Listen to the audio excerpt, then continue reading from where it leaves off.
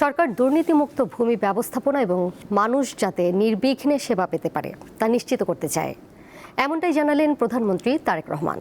আজ রাজধানীতে 3 দিনের ভূমি সেবা মেলার উদ্বোধন করে তিনি বলেন, ভূমি প্রশাসনের প্রায় সব সেবা ডিজিটাল প্ল্যাটফর্মে নিয়ে এসে নাগরিকদের জন্য সেবা গ্রহণ আরও সহজ, দ্রুত এবং কার্যকর করার উদ্যোগ নেওয়া হয়েছে। রাজধানীর তেজগাঁওয়ে ভূমি ভবনে মঙ্গলবার ভূমি সেবা মেলা 2026 উদ্বোধন করেন প্রধানমন্ত্রী তারেক রহমান। এর মাধ্যমে দেশের প্রতিটি জেলা উপজেলায় 3 দিনের এই আয়োজন শুরু হয়। 3 দিন ব্যাপী ভূমি সেবা মেলার উদ্বোধন হতে যাচ্ছে। উদ্বোধনী অনুষ্ঠানে প্রধানমন্ত্রী বলেন, সরকার ভূমি ব্যবস্থাপনা সহজ করার মাধ্যমে জনগণের দোরগোড়ায় সেবা পৌঁছে দিতে চায়।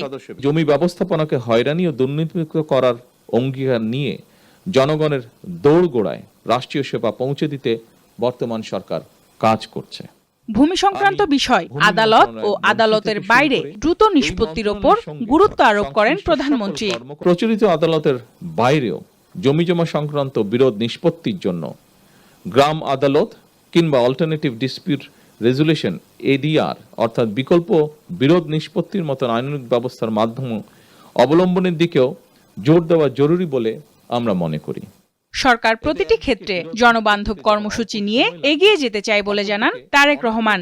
সরকার পর্যায়ক্রমে একের পর এক নির্বাচনী ইশতেহারের প্রতিটি দফা বাস্তবায়নের মাধ্যমে জনগণের কাছে দেওয়া ওয়াদা পূরণের রাজনীতিকে এগিয়ে নিয়ে যাবার চেষ্টা করছে। বক্তব্যের পর প্রধানমন্ত্রী ভূমি ভবনের বিভিন্ন স্টল ও সেবা কেন্দ্র পরিদর্শন করেন।